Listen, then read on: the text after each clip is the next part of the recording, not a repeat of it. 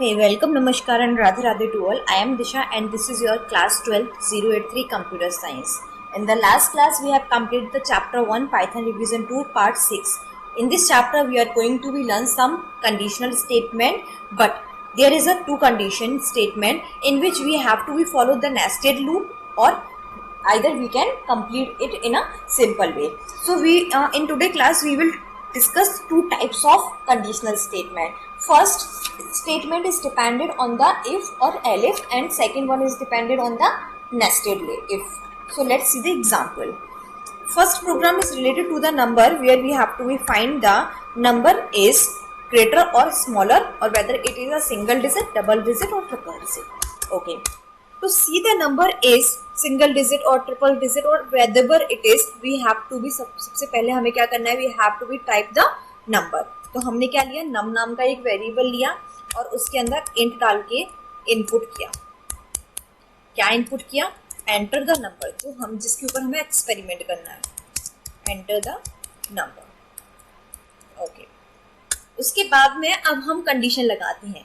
हमें क्या बोला है प्रोग्राम में बेटा करने के लिए कि 0 से 999 तक की रेंज में ही नंबर को रखना है और चेक करना है कि वो सिंगल डिजिट है, डबल डिजिट है या ट्रिपल डिजिट है. तो हम अपनी पहली कंडीशन लगाते हैं कि नंबर जो है वो हमारा क्या हो, लेस देन 0 हो. तो ऑब्वियस सी बात है, अगर क्या होगा, हमारा नंबर 0 से लेस देन होगा तो वो हमारी रेंज से बाहर निकल जाएगा, क्योंकि प्रोग्रामिंग में क्या बोला गया है, 0 से लेना है, 0 से छोटा नहीं लेना है. तो हम यहाँ प्रिंट करा देंगे प्रोग्रामिंग में कि नंबर अगर 0 से छोटा हो तो यहाँ पे आप प्रिंट मैसेज कर दें. क्या मैसेज प्रिंट कर दें बेटा, कि invalid entry, valid range is 0 to 999, या फिर इनवैलिड एंट्री, जो भी आप करना चाहते हैं, invalid entry. Okay, invalid entry कर दिया हमने. इनवैलिड एंट्री करने के बाद हम ये भी लिख सकते हैं कि हमारी जो वैलिड रेंज है वो क्या है, हमारी वैलिड रेंज इज 0 से 999 तक की है. ठीक है, ये बात समझ आ गई. प्रोग्रामिंग में हमें मैम अगर 0 से छोटी वैल्यू होगी तो वो इनवैलिड होगी, क्योंकि हमें 0 से बड़ी और 999 से छोटी लेनी है. ठीक है, इतना हो गया. उसके बाद हमने एलिफ कंडीशन लगाई. देखो, जब मल्टीपल इफ लगाते हैं ना हम लोग, तो हमें एल्स लगाने की जरूरत नहीं पड़ती बार बार. इफ और एल्स, इफ और एल्स, इफ और एल्स बार बार नहीं लिखना पड़ता. हम एल्स सबसे लास्ट में लिखते हैं, हम एलिफ का यूज करते हैं. इसका एग्जाम्पल मैं एक और प्रोग्राम दूंगी तब आपको समझ आएगा बेटा. जैसे हमने एलिफ लिखा, elif number is less than 10. अगर नंबर जो है वो हमारा लेस देन क्या है बेटा, 10 है, तो हमारा क्या हो जाएगा, सिंगल डिजिट नंबर होगा अगर लेस देन 10 होगा तो. ठीक है, ये भी क्लियर हो गया. Print number is single digit. ठीक है, इतना क्लियर करने के बाद में हम लोगों ने फिर एलिफ लगाया बेटा. अब एलिफ क्यों लगाया मैम, एलिफ अगर नंबर जो है वो हमारा क्या हो, लेस देन 100 हो. अगर लेस देन 100 होगा तो क्या होगा, 2 डिजिट नंबर होगा. तो प्रिंट क्या कर देना है, प्रिंट नंबर इज 2 डिजिट. ठीक है, इतना क्लियर है. ओके, उसके बाद हमें 3 डिजिट नंबर भी तो देखना था मैम. ठीक है, उसके लिए भी हम एक कंडीशन लगा देते हैं बेटा, एलिफ नंबर जो है वो हमारा क्या हो, लेस देन या इक्वल टू बेटा 999 हो. अगर छोटा होगा तो हमारा क्या हो जाएगा बेटा, कंडीशन में भी आ जाएगा, और बराबर बड़ा हो जाएगा तो फिर कंडीशन से बाहर हो जाएगा. इसलिए हमने पहले ही इक्वल टू का साइन लगा दिया है. और इसमें हमने प्रिंट क्या करा दिया, the digit number is entered, 3 digit number is entered. हमने यहाँ लिख दिया 3 digit number is entered. Clear है? ओके मैम, क्लियर है, समझ आया. ठीक है, अब अगर इन तीनों में से कोई कंडीशन फॉलो नहीं हुई, चारों में से कोई कंडीशन फॉलो नहीं हुई, फिर मैम हम एल्स में जाएंगे. जब कोई कंडीशन फॉलो नहीं होती है तब एल्स वाली कंडीशन फॉलो होती है. एल्स में क्या आएगी, इनवैलिड एंट्री, इनवैलिड एंट्री. ठीक है, अगर हमारी इन तीनों में से कोई, चारों में से कोई भी नहीं होगी तो हमारी एल्स वाली कंडीशन फॉलो होगी. चेक करें अब हम प्रोग्राम. ठीक है, हमें क्या, सिंगल डिजिट, डबल डिजिट और ट्रिपल डिजिट नंबर देखना है. ठीक है, रन किया हमने प्रोग्राम. हमने जो नंबर ऐड किया वो 98, तो क्या आ गया, नंबर इज 2 डिजिट. ठीक है बेटा, एक बार और हम प्रोग्राम रन करते हैं. F5 हमने फिर किया, फिर हमने एंटर किया, हमने क्या किया 969, ठीक है, 3 डिजिट नंबर एंटर हो गया। ओके, हमने एक और बार प्रोग्राम रन किया और हमने इस बार क्या किया बेटा, हमने इस बार जो नंबर लिया वो हमने 4 डिजिट नंबर लिया, और 4 डिजिट की तो हमने कोई एंट्री की ही नहीं है, और जब कोई कंडीशन फॉलो नहीं होगी तो एल्स वाली कंडीशन फॉलो होगी, क्या आ जाएगी, इनवैलिड एंट्री। और हमने एक और कंडीशन दी थी, अगर 0 से छोटा हुआ मैम तो हमारी ये वाली कंडीशन फॉलो होगी, invalid entry, valid range is 0 से 999। देख लेते हैं एक और बार, इसको भी चेक कर लेते हैं। 0 से छोटा नंबर हमने -1 लिया और क्या आ गया, invalid entry, valid range is 0 से 999। बहुत सिंपल होती है कंडीशनल स्टेटमेंट राइट करना। आप जस्ट अपने माइंड में सोचिए कि हमें क्या कंडीशन फॉलो करनी है, क्योंकि प्रोग्रामिंग में आपसे यही बोला जाएगा बेटा कि ये वाला प्रोग्राम बनाइए, ये कंडीशन फॉलो करिए। तो हमें लिखना तो आता है, हमें सिंटेक्स तो पता है कि भाई हम इफ स्टेटमेंट को ऐसे लिखते हैं और एलिफ को ऐसे लिखते हैं। कोई कंडीशन होती है तो हम उसको इस तरीके से राइट कर देते हैं, बट कंडीशन आपको बनानी आनी चाहिए। बस आपको प्रॉपर पता होना चाहिए कि कौन सी कंडीशन हमें कब लगानी है, तो प्रोग्रामिंग आपके लिए बहुत ईजी हो जाएगी।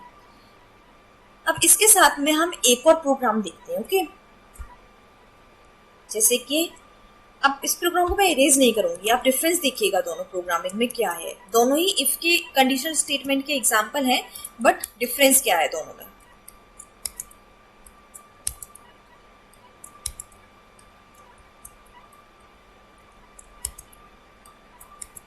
ठीक है, अब हमने सेकंड प्रोग्राम लिया जिसमें भी उसने क्या बोला है कि आपको इनपुट कराना है 0 से 999 तक, और सेम आपको यूज करना, चेक करना है कि नंबर जो है वो सिंगल डिजिट है या ट्रिपल डिजिट है। सेम यही प्रोग्राम हमें बनाना है, बट उसने कंडीशन क्या दिया, आपको नेस्टेड इफ यूज करना है, इफ के अंदर इफ यूज करना है, एलिफ यूज नहीं करना आपको।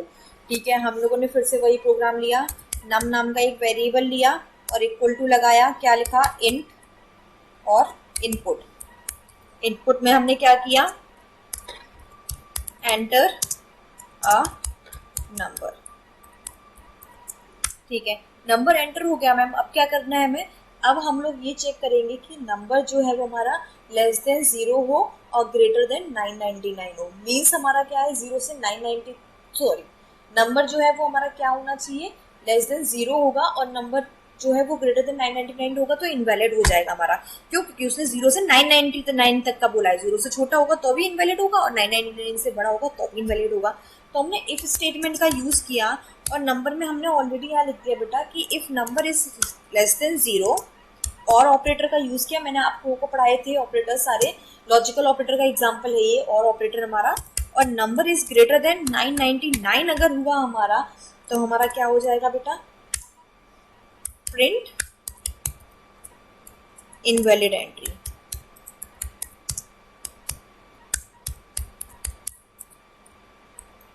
Sorry, invalid entry.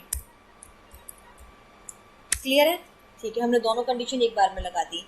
एल्स, अगर हमारा नंबर जो है, एल्स लगाया हमने, एल्स में कंडीशन क्या आई, इफ। एल्स के अंदर लगा रहे हैं बेटा, इसलिए हम कंडीशन क्या ले रहे हैं, बार बार ले रहे हैं। हमने एल्स के अंदर क्या लगाया, इफ जो नंबर है बेटा वो लेस देन क्या है, 10 है। तो सिंपल सी बात है, लेस देन 10 है तो हमारा मैम क्या प्रिंट होगा, single digit. The number is single digit. Clear है? उसके बाद हमारा क्या होगा बेटा, फिर हम एल्स वाली कंडीशन फॉलो करेंगे मैम। ठीक है, एल्स वाली कंडीशन, इंडेंटेशन बेटा चेक करके लगाना हमेशा। इंडेंटेशन हम किस तरीके से लगा रहे हैं, वरना ये प्रोग्राम में एरर दे देगा आपका। ठीक है, इंडेंटेशन नहीं बताया, फर्स्ट क्लास में एक बार विजिट करो, जाके चेक करो, सब उसमें बताया मैम ने कि क्या क्या होता है बेसिक से। ये अगर नंबर हमारा लेस देन 100 होगा तो क्या हो जाएगा बेटा, नंबर हमारा 2 डिजिट नंबर एंटर होगा।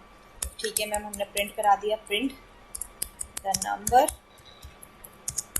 Is 2 digit.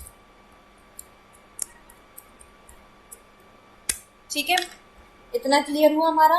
उसके बाद में फिर हमने एल्स लगाया, अगर ये भी नहीं होगा, 2 डिजिट नहीं होगा, या फिर हमारा 2 डिजिट नहीं होगा, 1 डिजिट नहीं होगा, तो ऑब्वियसली बात 3 डिजिट होगा, क्योंकि ऊपर वाली कंडीशन में तो ऑलरेडी इनवैलिड है, कोई 4 डिजिट नंबर तो हो ही नहीं सकता है। तो एल्स में हमारा क्या आ जाएगा, प्रिंट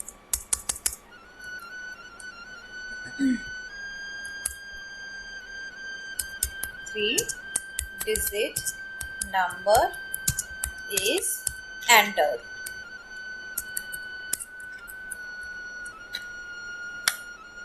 क्लियर है? ठीक है मैम, क्लियर है। अब इसको सेव किया हमने, F5 से रन किया, नंबर एंटर किया 25, 2 डिजिट नंबर आ गया। ठीक है मैम, हम एक बार इनवैलिड रेंज का भी देखना चाहते हैं तो मैंने दोबारा F5 से रन किया बेटा, और यहाँ पे लिख दिया -2। ठीक है, इनवैलिड एंट्री आ गई कि हमने यहाँ पे क्या लिखा है, इनवैलिड एंट्री लिखा है। अब हम अगर 999 से ऊपर नंबर लिखेंगे तो भी इनवैलिड एंट्री आएगी, और 0 से छोटा नंबर लिखेंगे तो भी इनवैलिड एंट्री आएगी। 2 डिजिट लिखेंगे तो ये वाली एंट्री आएगी, 1 सिंगल डिजिट में ये वाली एंट्री आएगी, 2 डिजिट में ये वाली आएगी, और 3 डिजिट में ये वाली। क्लियर है? इफ एल्स स्टेटमेंट का अगर हम यूज करना चाहें तो एक प्रोग्राम में ऐसे कर सकते हैं, और उसके साथ ही अगर हम एलिफ का यूज करना चाहें तो एल्स हमें लास्ट में एक ही बार यूज करना है, बाकी हम एलिफ का यूज करके कर सकते हैं। एलिफ इसलिए सिंपल माना जाता है क्योंकि इसमें इंडेंटेशन एक ही जैसा चलता है सब में। देखिए स्टार्टिंग से ये इंडेंटेशन, ये यहाँ पे इंडेंटेशन, यहाँ पे सब में इक्वल है, बट हमें एल्स में इंडेंटेशन चेंज करना पड़ता है, रिक्वायरमेंट के अकॉर्डिंग देखना पड़ता है। जैसा हमारा इंडेंटेशन हमें प्रोग्राम अलाउ करता है हम उस तरीके का करते हैं। इतना क्लियर है? समझ में आया? अब हम नेक्स्ट स्टेटमेंट में बेटा पढ़ेंगे हम लोग लूप। लूप क्या होते हैं? किसी चीज को बार बार रिपीट करना जब तक कि कोई स्पेसिफाइड कंडीशन मीट ना हो जाए, लूप कहलाता है। लूप का सिंटेक्स, इंट्रोडक्शन, टाइप सारे हम नेक्स्ट क्लास में पढ़ेंगे, और उसके बाद कुछ एग्जांपल लेके हम इस चैप्टर को फिनिश करेंगे, और ऑफ कोर्स मैं 1 शॉट भी दूंगी इस चैप्टर का। ओके, तब तक के good bye, take care, and please do subscribe, like, comment and share.